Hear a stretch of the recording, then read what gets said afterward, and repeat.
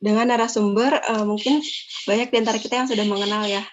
Beliau adalah Kak Jabar atau merupakan Ketua Progres periode 2014-2015 yang juga merupakan Presnas POSEI. Nah, sebelumnya saya akan menyapa terlebih dahulu pembicara kita sore hari ini, Kak Jabar. Assalamualaikum, Kak Jabar. Apakah Waalaikumsalam warahmatullahi wabarakatuh. Masya Allah. Bagaimana kabarnya, Kak? Alhamdulillah, khair. Alhamdulillah. Untuk panggilannya, akrabnya kakak, ustadz, atau mungkin bapak, abang. Bebas Kak aja lah Kak. Kakak, oh baik. Terima kasih atas informasinya Kak Jabar. Nah, sebelum kita berlanjut ke pembacaan materi, saya akan membacakan CV dari Kak Jabar. Nah, Kak Jabar ini merupakan co-founder Koperasi Demi Umat, merupakan Direktur Yayasan Ta'awun Kemanusiaan. Kak Jabar ini juga merupakan Ketua Barisan Muda Al-Ittihadiyah, dan Kak Jabar ini merupakan pengurus Komisi Pemberdayaan Ekonomi Umat Majelis Ulama Indonesia. Masya Allah ya, teman-teman. Nah, seperti yang kita ketahui ya, teman-teman, pasca tingginya kasus COVID-19, negara kita ini, Indonesia, mengalami inflasi ya, atau penurunan daya beli di tengah masyarakat. Dengan kata lain, ekonomi negara kita ini terdampak. Nah, kemudian hadirlah Komisi Pemberdayaan Ekonomi Umat yang di mana Kak Jabar atau pemateri kita sore hari ini merupakan bagian di dalamnya ini mengeluarkan sebuah program, yaitu Gerakan Kebangkitan Ekonomi melalui Koperasi. Nah, untuk lebih lengkapnya, mari kita simak penjelasan dari Kak Jabar. Kepada Kak Jabar, dipersilahkan. Baik, terima kasih moderator Kak Viva. Bismillahirrahmanirrahim. Assalamualaikum warahmatullahi wabarakatuh. Waalaikumsalam warahmatullahi wabarakatuh. Alhamdulillah, nahmaduhu wa nasta'inuhu wa nastaghfiruhu. Na'udzu billahi min shururi anfusina wa min sayyiati a'malina. Fala mudhillalah wa man yudhlilhu fala hadiyalah. Asyhadu an la ilaha illallah wahdahu la syarikalah wa asyhadu anna Muhammadan abduhu wa rasuluh. Shalli ala sayyidina Muhammad wa ala ali sayyidina Muhammad. Baik rekan-rekan, apakah suara saya kedengaran? Terdengar, Kak. Cukup dengar ya, jelas ya? Jelas. Baik, sembari share screen. Ya, sembari share screen. Baik, perkenalkan nama saya Jabar Sambudi. Dulu juga pernah menjadi bagian dari teman-teman di AC Progres, Pergerakan Ekonomi Syariah. Dan sempat juga menjadi Presnas POSEI, dan alhamdulillah sekarang ya termasuk salah satu pengurus Komisi Pemberdayaan Ekonomi Umat Majelis Ulama Indonesia. Ini saya full screen kok nggak bisa ya? Full screen tulisannya ini stop sharing. Oh, bagaimana operator? Apakah bisa membantu? Apa ini aja nggak apa-apa, jelas ya? Kalau kayak gini aja ya? Iya, jelas, Kak. Jelas ya, kayak gini ya? Iya, jelas, Kak. Sedikit perkenalan tadi ya, dan sekarang juga diamanai sebagai Ketua Barisan Muda Al-Ittihadiyah. Jadi Al-Ittihadiyah itu salah satu ormas Islam, dan berdirinya itu sebelum kemerdekaan. Kalau teman-teman pernah dengar Muhammadiyah, NU, nah ini salah satunya lah.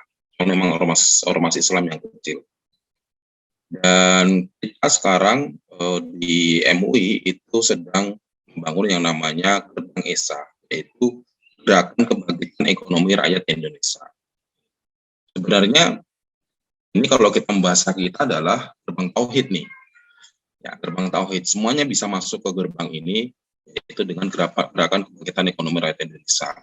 Visi kita adalah membangkitkan rakyat Indonesia untuk menegakkan hak asasi manusia dan merdeka dari segala belenggu kekuasaan serta penjajahan ekonomi.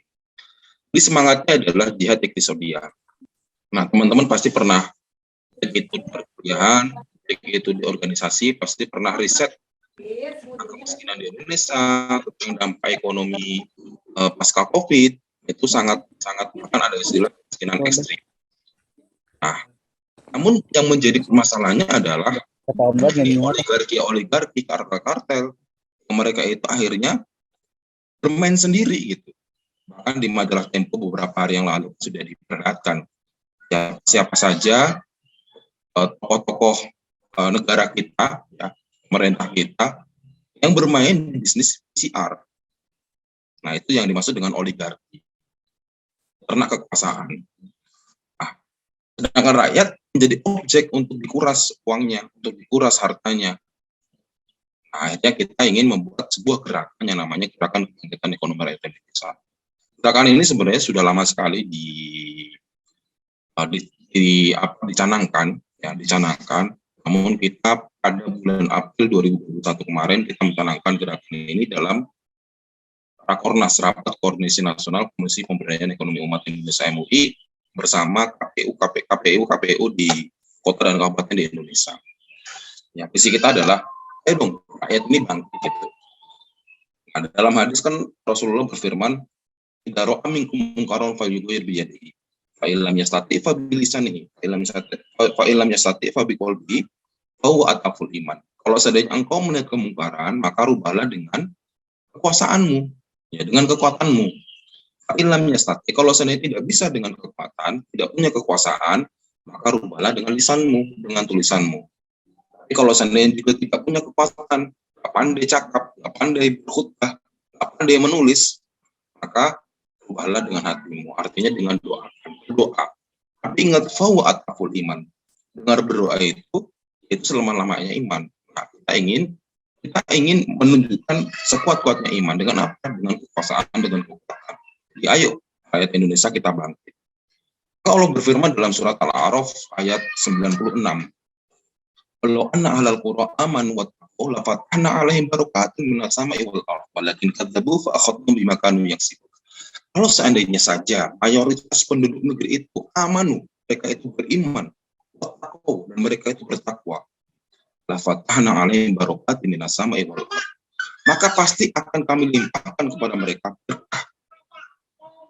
Dan dalam ayat ini barokat itu jamak daripada berkah. Jadi barokat berkah yang sangat banyak sekali gitu. Dari yang diturunkan oleh Allah Subhanahu wa taala, yang dikeluarkan oleh Allah Subhanahu wa taala berkahnya itu dari langit dan dari bumi. Jadi indikatornya adalah ketakwaan, teman-teman, keimanan. Jadi keimanan itu tidak hanya sekedar percaya, iman itu tasdiqun bil qalbi wa qaulun bil lisani wal amalu bil arkan. Jadi harus orang yang berintegritas itu adalah orang yang beriman. Orang yang berintegritas itu yang sesuai perkataannya, yang sesuai di hati, sesuai dengan perkataan, dan sesuai dengan tindakan. Itu yang dimaksud dengan orang berintegritas. Orang beriman itu adalah orang berintegritas. Jadi kalau seandainya teman-teman dalam progres berintegritas, salah satu integritasnya datang di kakak, salah satu integritasnya mengerjakan tugas-tugas yang didelegasikan oleh ketua, didelegasikan oleh pengurus misalnya. Itu udah ciri orang berintegritas, ciri orang beriman. Kalau seandainya saja satu mayoritas itu berarti kan 50+1 ya teman-teman. Ya, 50+1 itu yang dimaksud dengan mayoritas. Kalau ahlul Qur'an aman, mereka mayoritas itu beriman, bertakwa, akan turun tuh berkah. Famahul barokah, apa itu berkah? Barokah dua, yang pertama itu pengertian berkah itu adalah subutul khair. Nah, kebaikan itu tetap. Yang kedua, ziyadatul khair, kebaikan itu bertambah. Jadi gerakannya harusnya adalah kalau seandainya mayoritas umat itu bertakwa, itu gerakannya adalah eksponensial. Gerakannya itu eksponensial, naiknya itu drastis gitu. Maka pandemi yang kita rasakan kemarin, kata Rasulullah, kita jangan malu-malu. Innau azab, sesungguhnya pandemi itu, wabah itu adalah azab. Tapi fahuwa rahmah lil muslimin. Tapi itu adalah rahmat bagi orang-orang muslim, bagi orang-orang mukmin. Jadi yang harus kita lakukan apa? Fakulistaghfiru rabbakum innahu kana ghafara yursilis sama alaikum midororo yumnidkum bi amwalin wa banin wa ja'alakum jannatin wa ja'alakum anhara. Istighfar pertama kali.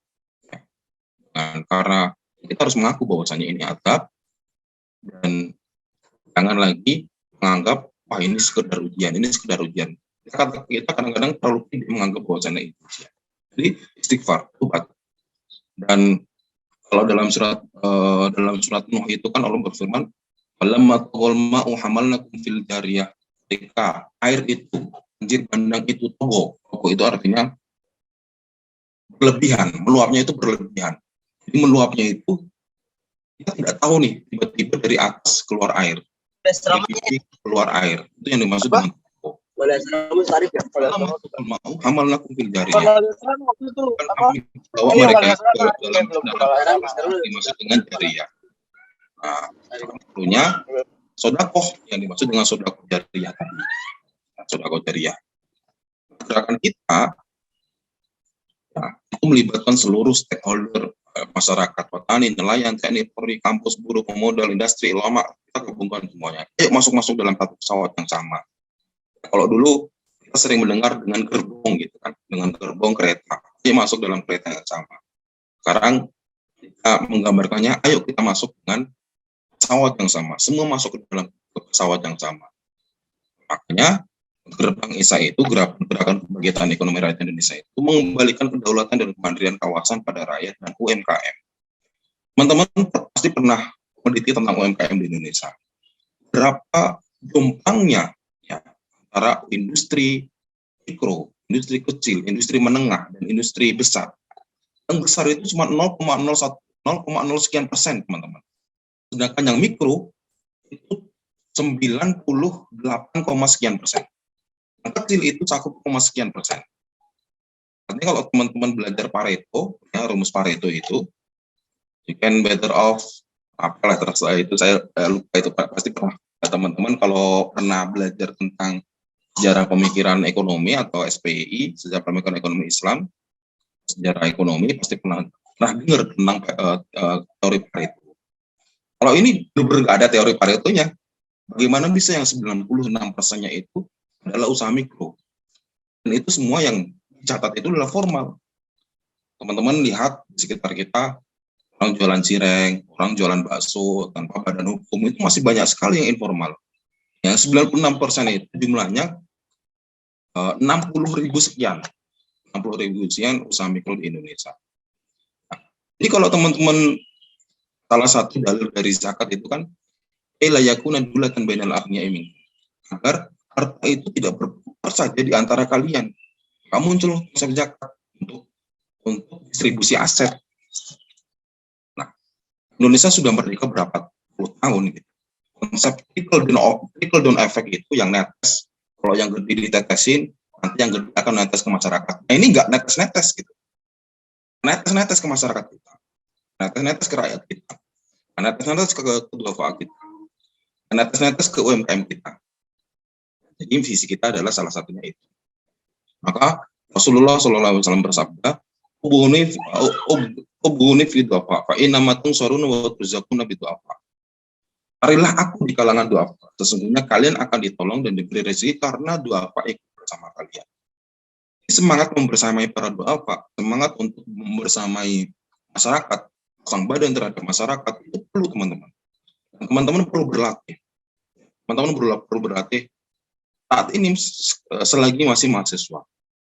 Ya, selagi masih muda, umurnya baru 18 tahun, 19 tahun, 20 tahun, masih muda gitu. Maka berlatih. Bela rakyat, bela petani, bela duafa. Apa yang saya katakan di sini bukan berarti sosialisme ya. Karena ada teman-teman pasti belajar sosialisme, kapitalisme, dan ekonomi syariah gitu kan. Nah, makanya nanti kita akan bahas itu lebih detail. Allah berfirman dalam ini pasti sudah familiar dari teman-teman, wa yamhaqullahu riba wa yurbis shadaqat wallahu la yuhibbu kulla kafarin athim. Allah itu memusnahkan riba dan menyuburkan sedekah, dan Allah tidak menyukai setiap orang yang tetap dalam kafiran dan selalu berbuat dosa. Kalau seandainya kita hanya menafsirkan riba itu proksimalin di batil, mengambil modal, ya kelebihan modal dengan cara batil, nah itu hanya sekedar artifisial. Ya, riba itu salah satu ciri-ciri orang riba itu greedy, rakus. Dia ingin mendapatkan keuntungan yang sebanyak-banyaknya dengan modal yang sekecil-kecilnya, greedy gitu, rakus. Kalau bisa untung besar, kenapa harus untung kecil? Kalau bisnis PCR itu modalnya hanya berapa puluh ribu, ya Bisa aja kita jual dengan ratusan ribu sampai 1 juta. Tanpa memperhatikan aspek-aspek yang lainnya, tanpa memperhatikan rakyat. Maka dulu saya selalu mengkritik kenapa nama kita itu ekonomi syariah. Ya, syariah itu kan hanya sekedar muamalah, wal ibadah gitu. Harusnya kita berani mengatakan bahwasanya adalah ekonomi Islam. Ya, Islam itu kan bagian yang tidak terpisahkan daripada syariah, akidah, syariah, dan akhlak. Ini memang mengambil keuntungan yang sebesar-besarnya itu nggak salah. Dalam syariah tidak salah. Tapi apakah benar dalam akhlak? Apakah benar dalam akhlak? Nah, itu yang harus kita renungkan. Jadi, lawan kata daripada riba itu adalah sedekah. Maka Rasulullah bersabda, "Sumika ala wajhi akhika sedekah." Senyummu terhadap wajah saudaramu itu adalah sedekah. Sedekah itu bisa bentuknya uang atau non uang, gitu. Finansial atau non finansial. Nah, nanti teman-teman belajar dalam apa itu perbedaan infak, sedekah, wakaf, zakat, dan sebagainya. Infak, wakaf, zakat itu masuk dalam pada sedekah itu. Gitu. Kita ngajar itu sedekah, kita belajar, kita berbakti itu sedekah, kita meluangkan waktu itu sedekah. Ini rumus untuk melawan riba itu apa teman-teman? Sudah, riba itu tidak hanya artifisial transaksi, tapi perilaku riba itu juga harus kita perangi.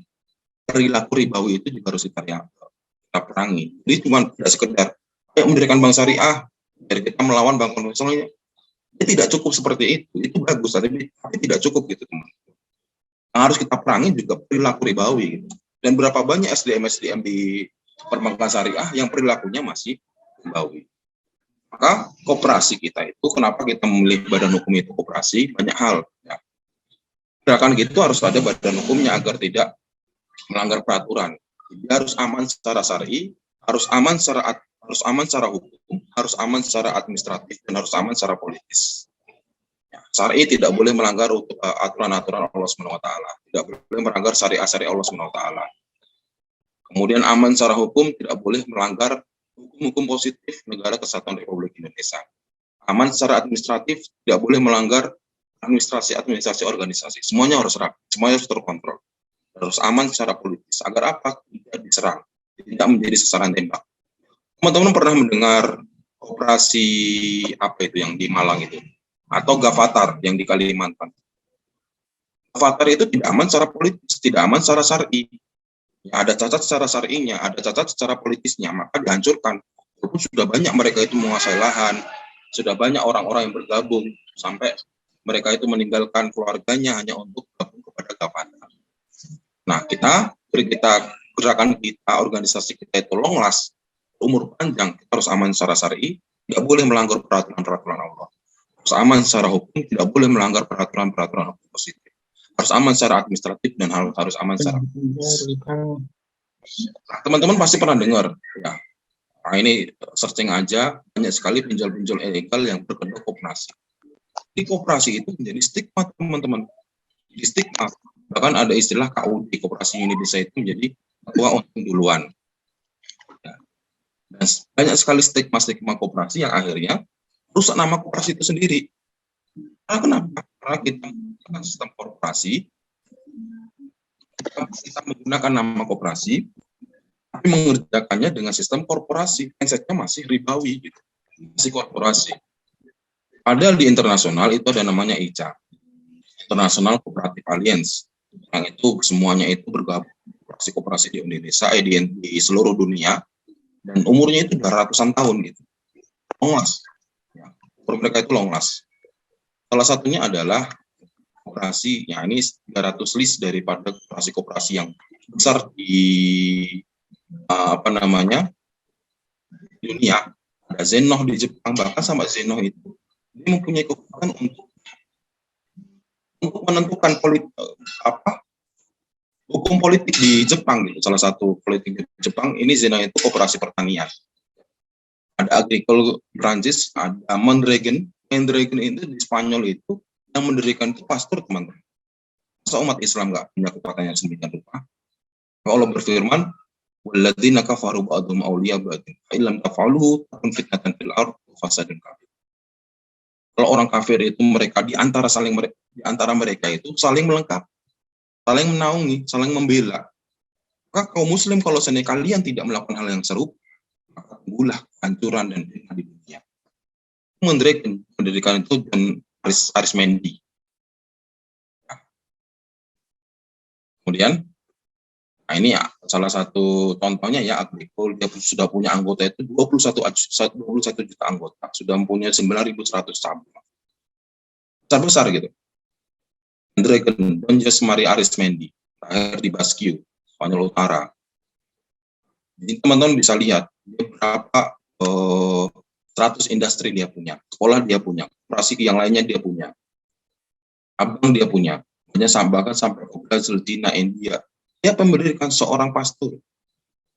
Kenapa kita umat muslim tidak bisa melakukan hal yang serupa?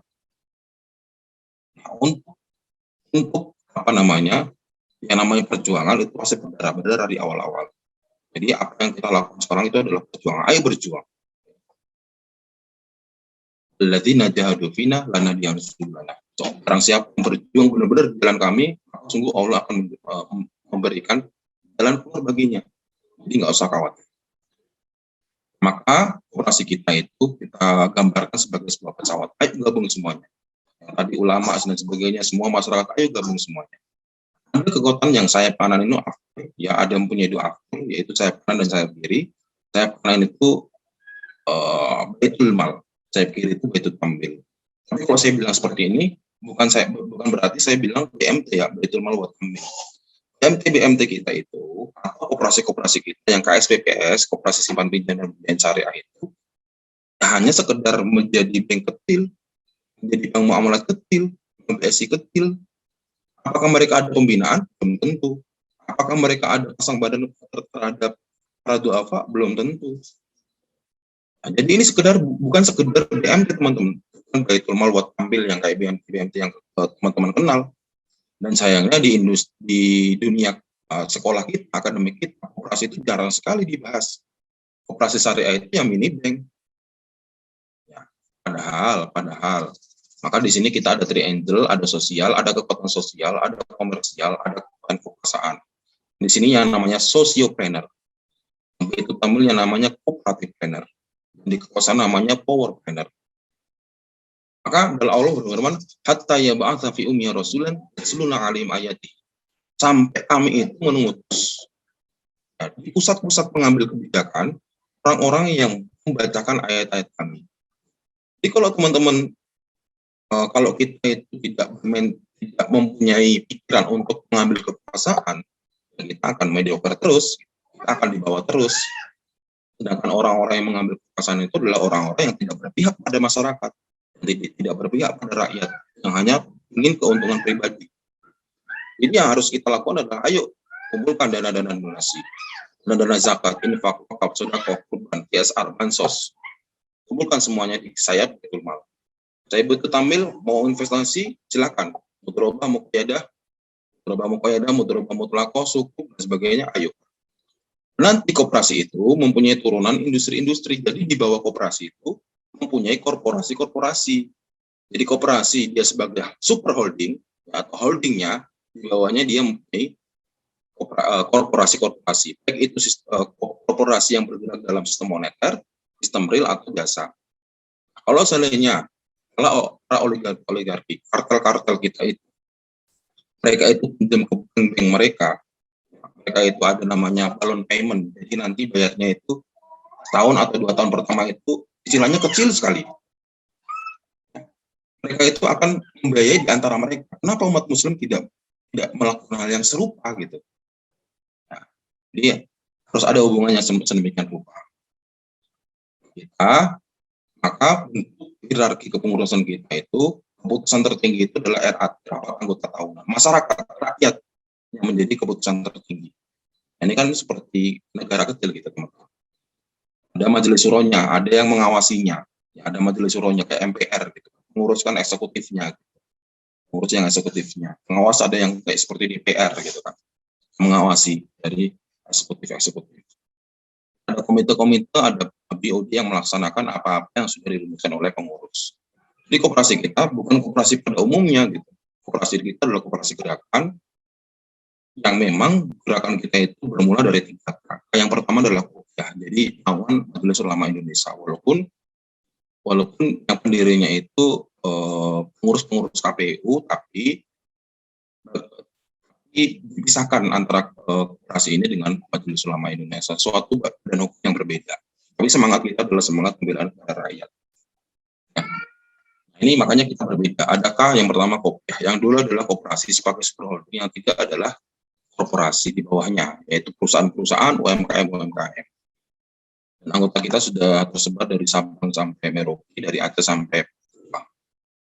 Nah, makanya dalam keanggotaan kita itu hanya 3 hal yang dipersyaratkan. Yang pertama adalah ayo sama-sama membangun kekuatan Baitul Mal. Yang kedua, ayo sama-sama membangun kekuatan Baitul Kamil. Dan yang ketiga, ayo sama-sama mengikuti edukasi. Kalau koperasi tidak ada edukasi, itu bukan koperasi yang luas gitu. Yang pertemuannya hanya setahun sekali. Kita pertemuannya itu seminggu sekali. Pertemuan, anggota pertemuan terus. Nah, sama-sama kalau di Malaysia itu ada namanya Muslim First, ya beli ayo di produk Muslim. Nah, ini yang kita lakukan, ayo beli sama-sama di produk anggota kita. Anggota kita punya apa, ayo beli mereka. Di Muslim First gitu.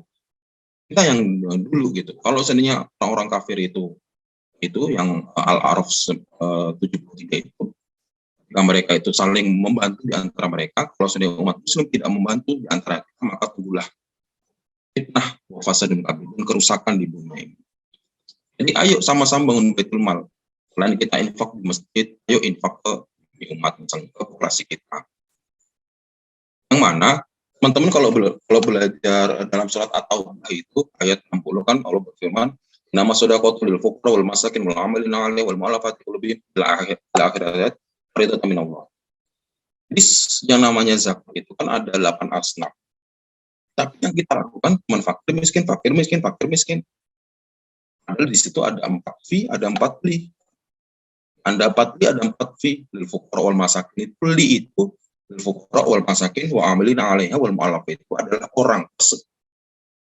Kemudian yang 4 fi yang terakhir, al-ghorimin fisabilillah ibnu sabil rikop, ya. Orang yang dalam ghorim, kesusahan utang, penjajahan, rikop, ya, perbudakan, kemudian fisabilillah ibnu sabil, itu adalah sistem. Jadi ada 4% dan ada 4 sistem. Tapi zakat kita hanya sekedar fakir miskin. Yang itu yang cuma sekedar konsumtif. Kalau teman-teman pasti pernah riset yang namanya zakat produktif, sedekah produktif. Nah, semangat kita itu harus seperti itu.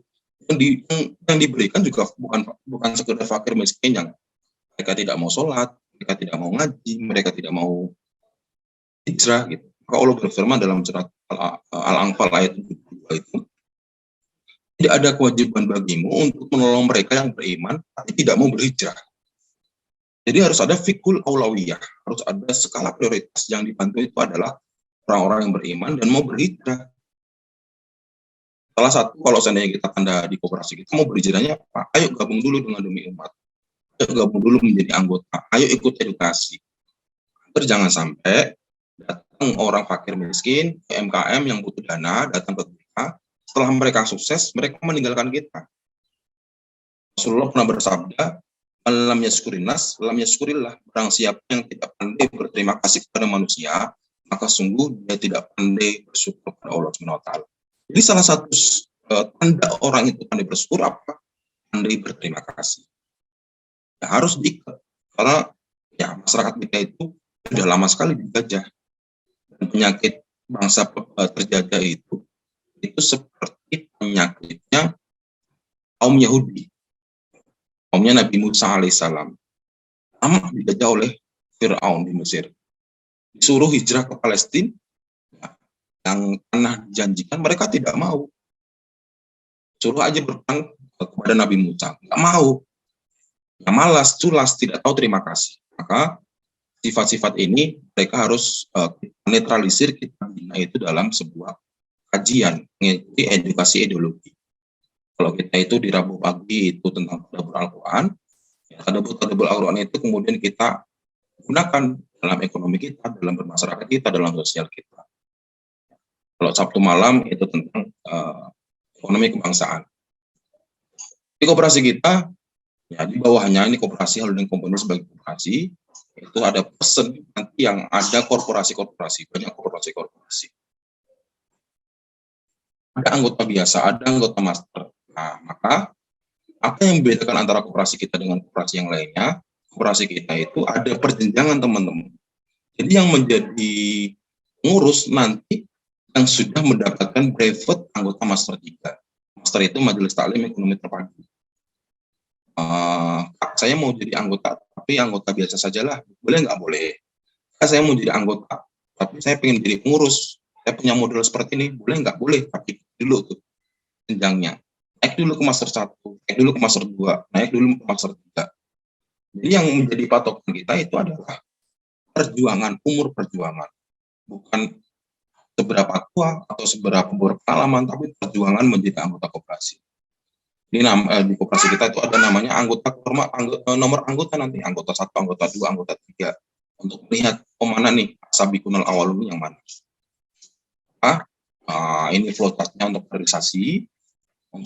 Bahkan untuk mendapatkan brevet master 3 itu harus mengikuti pelatihan Lemhanas. Kita NKRI gitu. Harus NKRI gitu kan. Nah, maka di sini ada jenjangnya. Dan kita juga sedang membuat program kawasan industri halal UMKM di 514 kota dan kabupaten. Jadi UMKM KIH kita itu, komunitas industri halal itu harus benar-benar ada UMKM. Kalau yang dicanangkan oleh pemerintah KIH itu, ya mereka hanya jualan kafling, seperti di Sidarja, Safe and Lock, itu satu kafling itu 600 juta. UMKM mana? Atau usaha mikro mana yang dapat membeli kafling 600 juta? Padahal salah satu alumni Progres juga, Kak Malik, itu pernah riset kenapa UMKM kita itu tidak bisa naik kelas dari mikro ke kecil, dari kecil ke menengah. Karena ya mereka itu hanya sekedar memenuhi kebutuhan sehari-hari. Jadi untuk saving itu nggak ada. Ini orang yang mau saving aja nggak ada, bagaimana bisa beli tanah seharga 600 juta? Kan aneh gitu. Ini harus benar-benar kebijakan itu untuk rakyat. Nah, di sini nanti di bawahnya itu harus ada UMKM. Kita sampai jam berapa, Afifah? Untuk pemaparan materi sampai 17.05, Kak. Berarti 8 menit lagi ya. Sekitar itu lagi. Nah, saya percepat ya. Jadi dana-dana dari sosial, ayo masukkan ke kita untuk ya, ini kita sudah ke ATT, sudah ke Global Wakaf, ke LWM MUI, ke BWI, itu ke Pak Imam Sabtono juga sudah. Jadi kita bikin aliansi strategis, Karena amal jamaah itu penting gitu ya, Dan kita juga punya sistem, nama kita Society 5.0. Kalau seandainya kita masih berpikir industri 4.0, kita sudah ketinggalan zaman. Teman-teman pasti sudah jenuh ini untuk jam-jam pasti sudah jenuh. Zoom itu salah satu produk daripada industri 4.0. Tapi manusia itu tidak pernah bisa lepas dari sisi kemanusiaan. Perlu bercengkerama, perlu berhubungan langsung, perlu ketemu langsung. Society 5.0 yang ditemukan di Jepang itu gabungan antara industri 4.0 dengan sisi kemanusiaan. Jadi harus perlu sisi kemanusiaan. Di sini ada namanya ini yang kita sebut dengan rekening orang. Jadi anggota yang gabung ke kita itu dicatat. Ketika mereka ada namanya fee amil. Jadi belum apa-apa, belum 1 tahun, tidak harus menunggu rapat akhir tahun gitu kan. Dia sudah bisa mendapatkan manfaat daripada koperasi ketika dia mau bekerja. Allah berfirman, wa qul i'malu fasayarallahu 'amalakum wa rasuluhu wal mu'minun. Jadi kerja keraslah kalian. Insya Allah akan melihat kerja keras kalian. Rasul akan melihat kerja keras kalian. Dan orang-orang mukmin akan melihat kerja keras kalian. Jadi kerja, cari dana sedekah. Nanti dapat diambil. Nanti jual nih produk-produk anggota kita. Dapat free reseller. Atau jelaskan ideologi kita ke daerah-daerah. Dapat free fasilitator. Atau nanti ketika kita ada bansos, ada bantuan sosial kita catat. Walaupun nanti bentuknya di sini beras, di sini ya sembako, tapi harus kita catat secara rupiah agar apa? agar orang itu tahu berterima kasih. Jangan sampai ketika sudah kita bantu, koperasi nggak ngapa-ngapain nih, demi umat nggak ngapa-ngapain. Nah, itu harus kita catat. Ya, karena sudah banyak sekali gitu, kita bantu kemudian kita dilupakan. Jadi manfaat-manfaat terus saja. Kalau seandainya ada anggota kita, diambilnya masih kosong, levelnya masih kosong, berarti dia tidak bekerja. Ya udah, berarti levelnya adalah anggota biasa nih, belum bisa masuk ke level anggota master 1, master 2, atau master 3 dan sebagainya. Jadi ini salah satu kontrol untuk apakah anggota kita itu bekerja. Jadi semuanya harus kerja keras. Kalau mendapatkan keuntungan harus mau untuk kerja keras. Ini manfaat-manfaat dari Baitul Mal. Kemudian nanti kita juga itu untuk mengatur keuangan. Kalau seandainya tadi dari manfaat-manfaat ini ada salah satu anggota kita itu yang ibu-ibu, asisten rumah tangga ART, tapi dia sudah bisa mendapatkan 10 juta dari gerakan dari koperasi kita yang selama dia bergerak.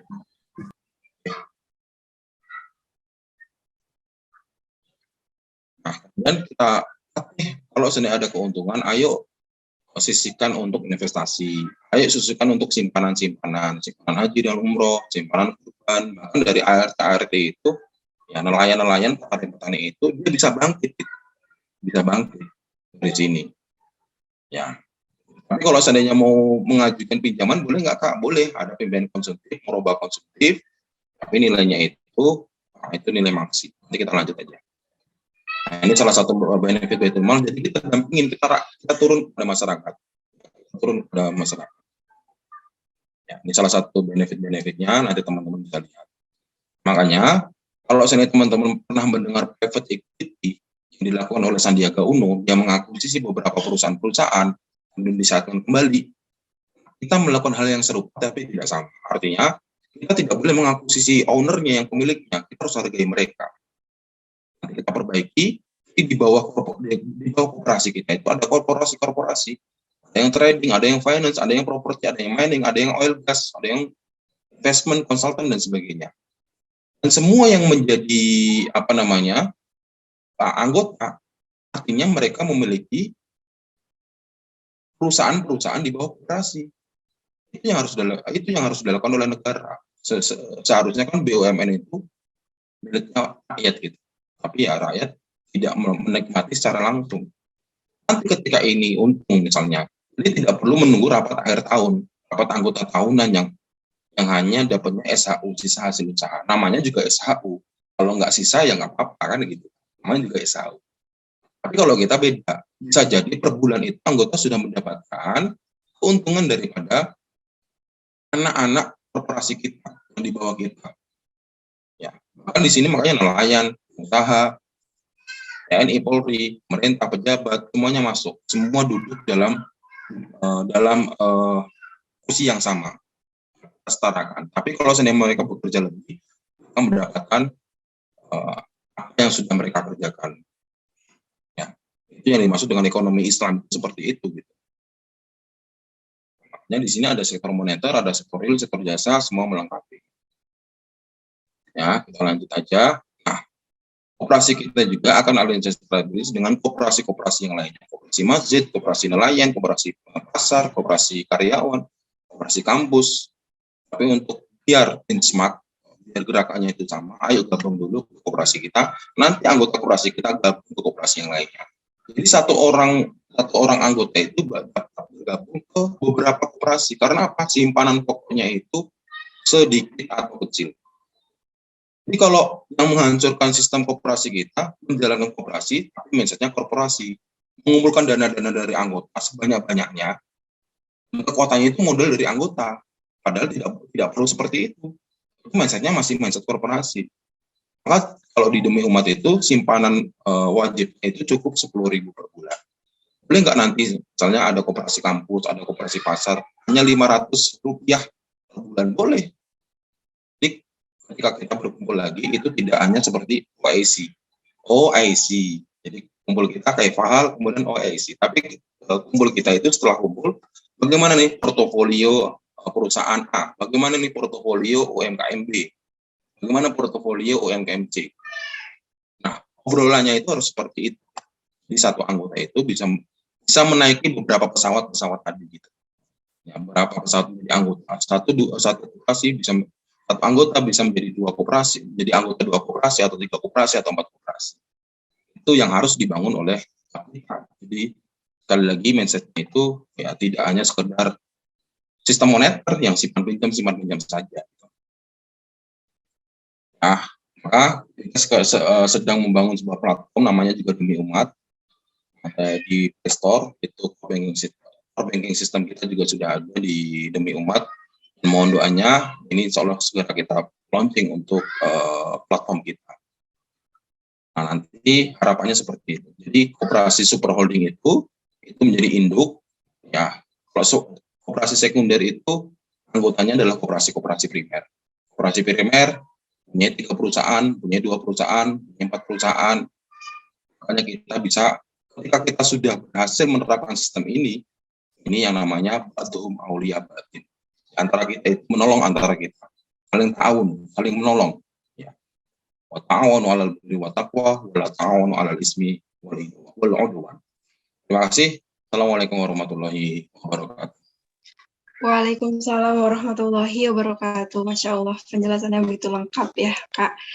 Baik, teman-teman, mungkin ada yang mau ditanyakan, silahkan langsung saja drop di kolom komentar atau langsung menyalakan mikrofonnya.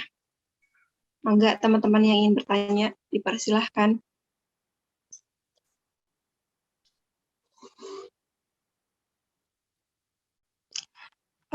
Mungkin sambil menunggu teman-teman bertanya, saya sendiri ingin bertanya ya, Kak. Silakan. Nah, mengenai koperasi nih ya, sore ini pembahasannya. Kan setahu saya ya, di syariah itu ada koperasi syariah, ada juga BMT ya, Kak? Ya. Nah, kenapa MUI milihnya koperasi gitu, bukan BMT? Gitu, Kak. Oke, terima kasih. Baik, sebenarnya badan hukum yang paling mendekati ideal itu adalah koperasi. Kalau BMT itu kan ya hanya sekedar baitul mal wa tamwil.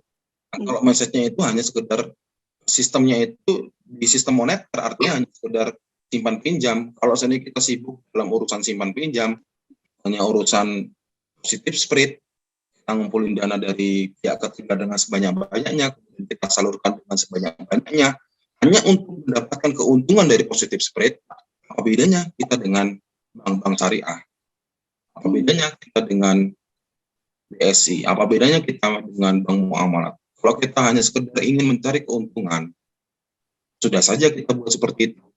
Nah, niat kita kan sekedar mencari keuntungan, tapi bagaimana nih masyarakat itu, rakyat itu dapat menjadi owner, dapat menjadi pemilik dari industri hulu ke hilir. Jadi harapannya para peternak sapi misalnya, para peternak sapi itu harapannya itu tidak hanya sekedar jualan sapi.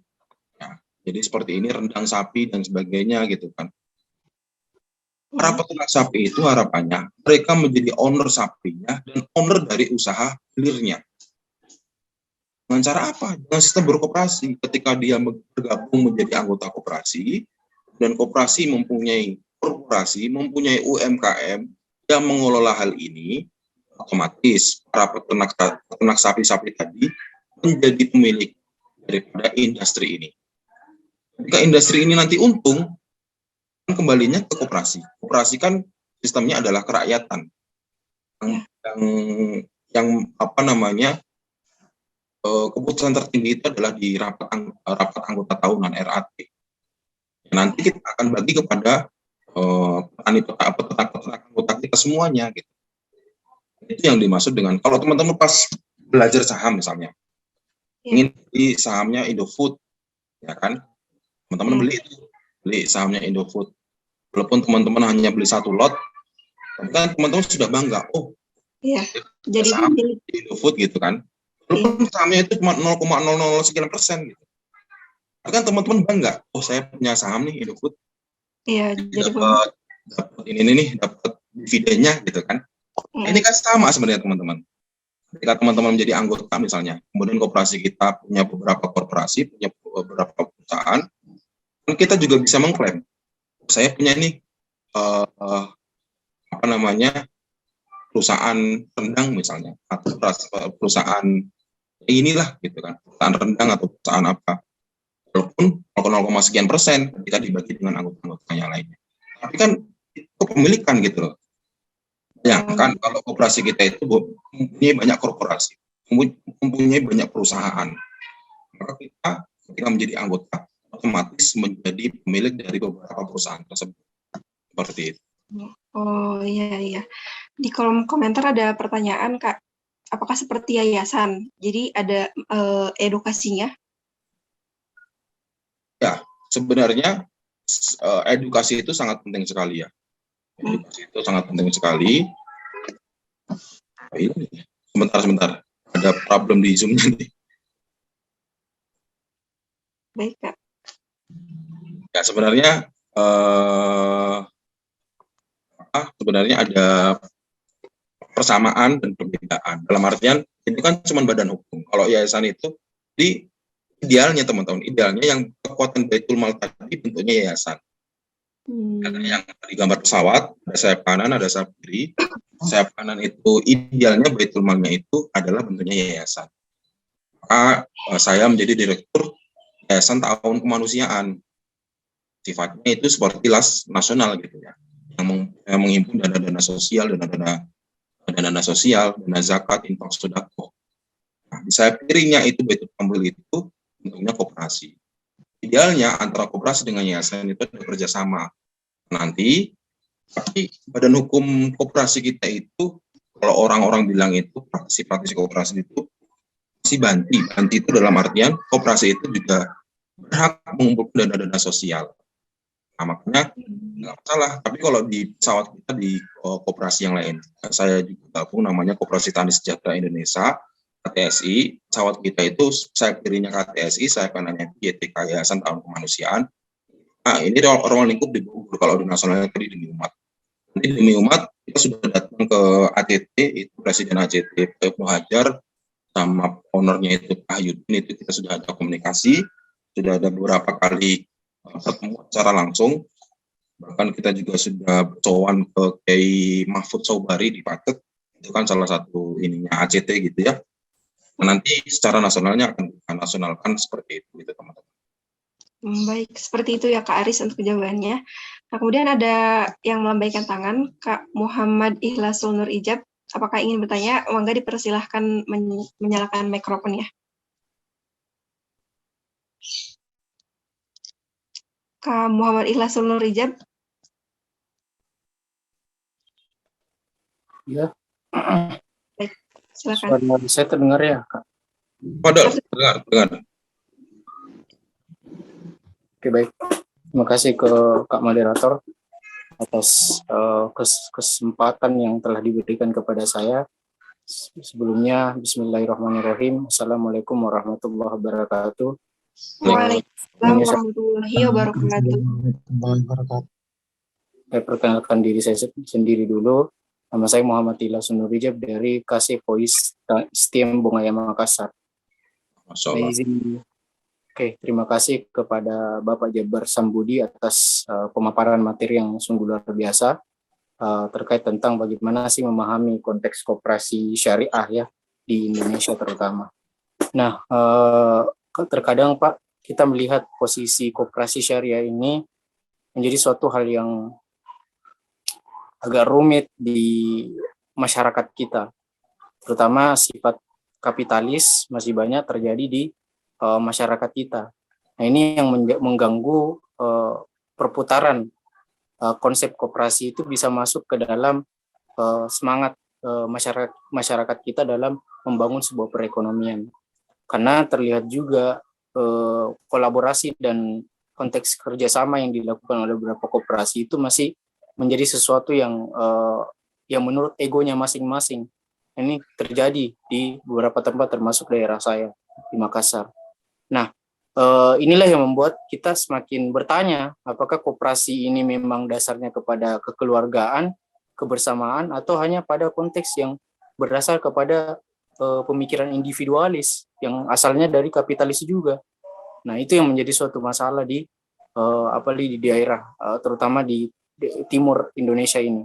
Nah, kejadian juga kemarin sempat kami dari KC yang bekerja sama dengan koperasi, apalagi di daerah Bone, Watampone, itu juga mereka tidak mau gitu kan, tidak mau ada unsur-unsur kerjasama dan kolaborasi seperti itu. Dia sulitkan dari segi administrasi dan semacamnya. Nah, termasuk Kopma, koperasi mahasiswa, yang berapa saat ini masih agak sulit untuk saling bekerja sama antar, terutama KC itu sendiri yang memang dasarnya juga punya tujuan yang sama, yaitu membentuk koperasi syariah yang versinya lebih lebih membangun kekeluargaan dan kebermanfaatan dari segi usaha sendiri, terutama usaha mandiri yang bersama-sama dibangun dan bergotong royong. Nah, itu menjadi hal yang menjadi fenomena bagi dan realita bagi di tempat saya, Pak. Nah, bagaimana sih kita sebenarnya?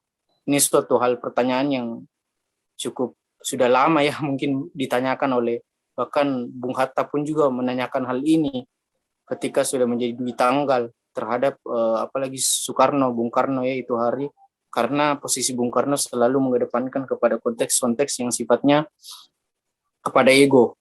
Nah, ini dasarnya kepada individualis. Nah, bagaimana sih ya, ini suatu hal yang banyak sebenarnya konteks solusi yang sudah dihadirkan tapi tidak pernah berjalan dengan baik di masyarakat kita, malah menambah berbagai kerusakan, terutama dalam bentuk egoisme semata yang dasarnya kepada individualis.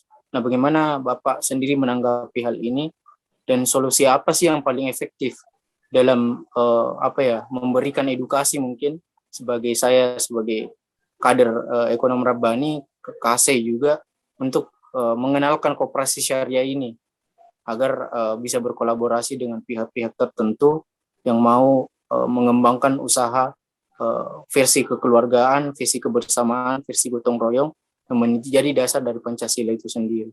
Nah, itu mungkin Pak Jabar Sambudi. Terima kasih, sukses dan sehat selalu. Semoga Allah Subhanahu wa taala selalu melindungi dan memberkahi Bapak dalam setiap aktivitas dan perjuangannya. Amin ya rabbal alamin. Saya kembali ke moderator. Baik, mungkin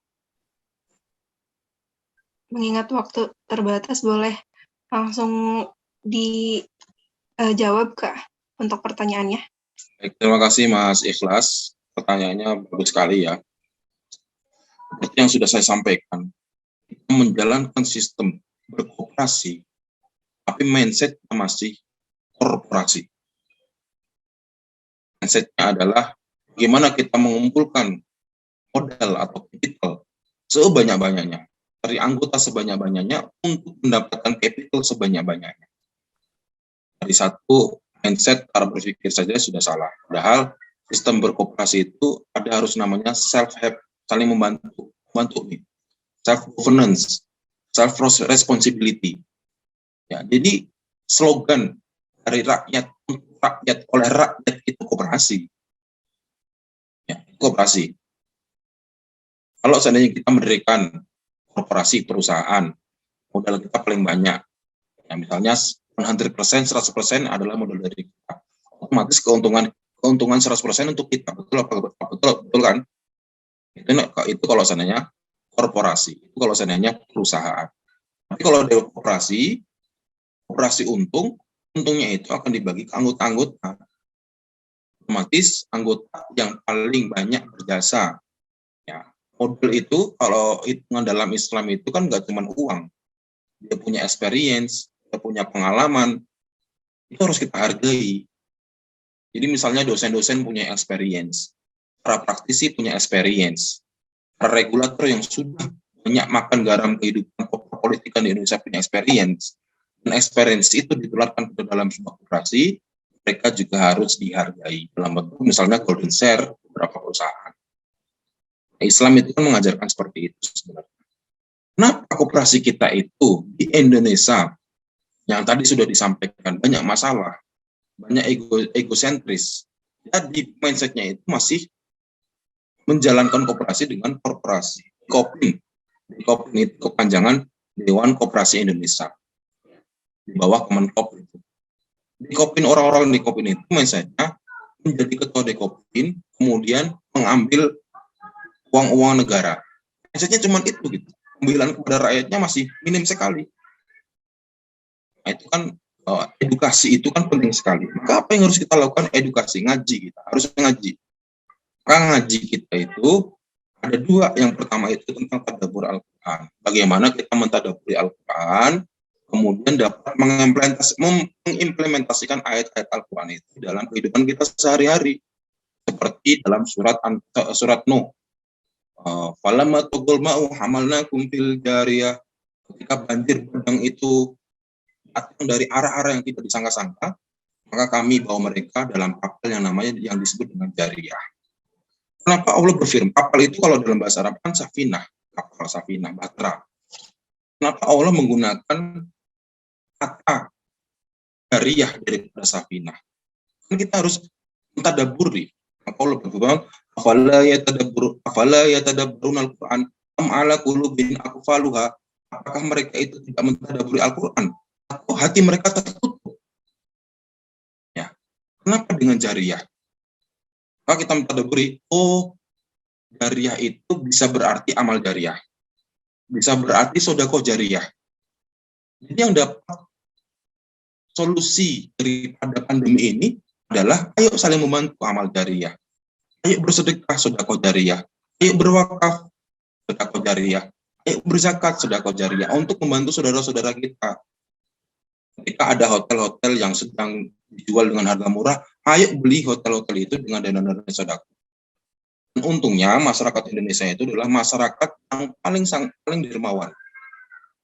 Kalau seandainya Ustadz Hadi Hidayat mengumpulkan dana miliaran untuk membantu Palestina, untuk membangun masjid di Kanada, dengan hanya seminggu itu bisa mengumpulkan 13 miliar.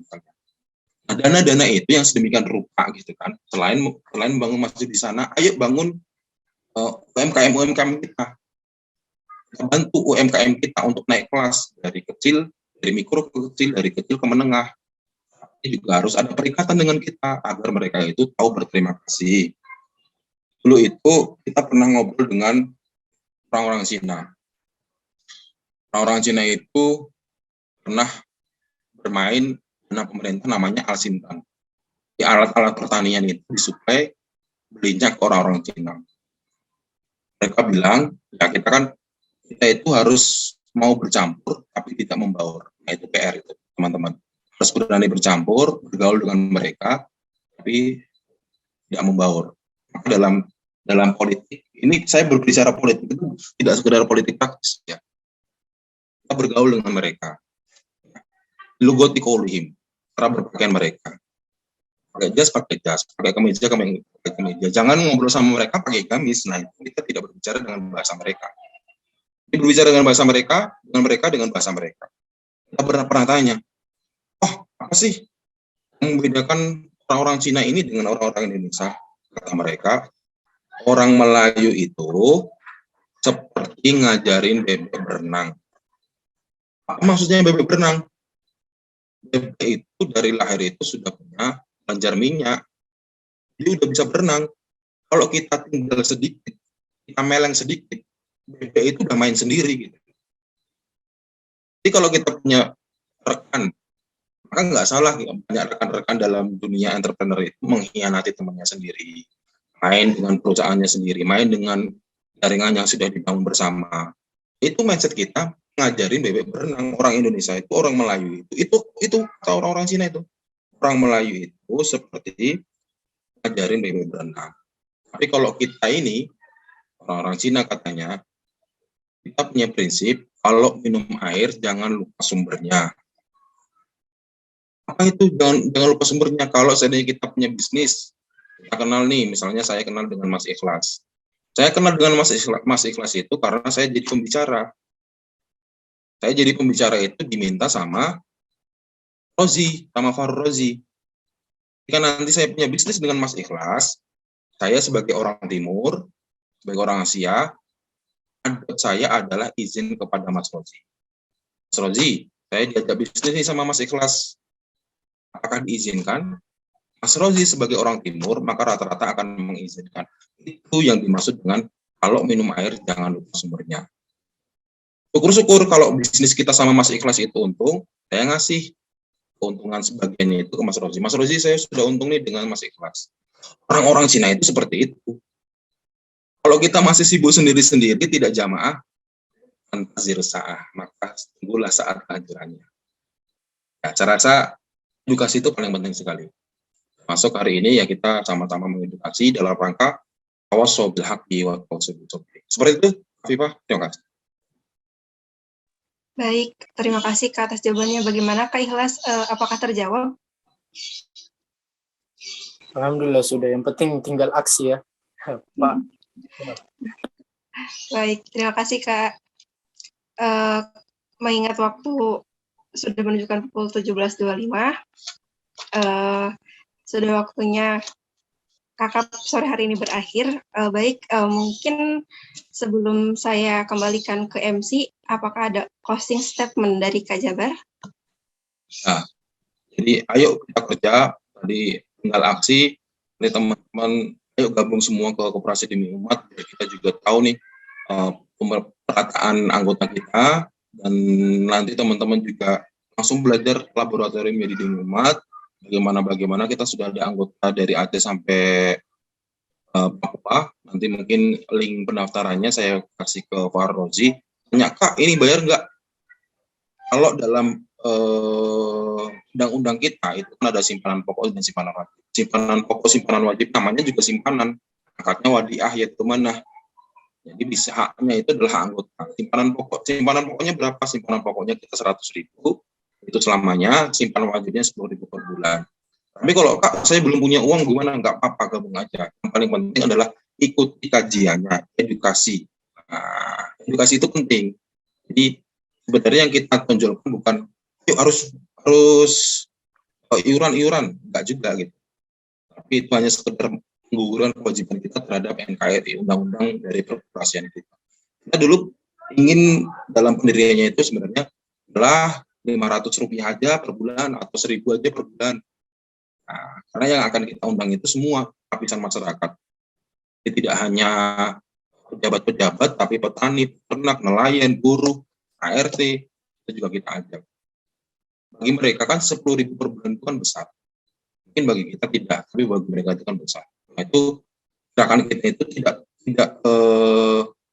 menonjolkan yang sifatnya itu material seperti itu. Tapi semoga dengan langkah kita dan teman-teman, umur itu kan nggak tahu, tidak ada yang tahu. Dan semoga niat baik kita itu sudah dicatat Allah SWT. Ya, boleh jadi setelah ini kita tidak tahu umur kita bagaimana, tapi setidaknya niat baik kita itu sudah dicatat Allah SWT. Dan nanti mungkin link pendaftarnya saya kasih ke Rozi, nanti bisa share, atau nanti di chatroom saya bisa kasih. Terima kasih. Assalamualaikum warahmatullahi wabarakatuh.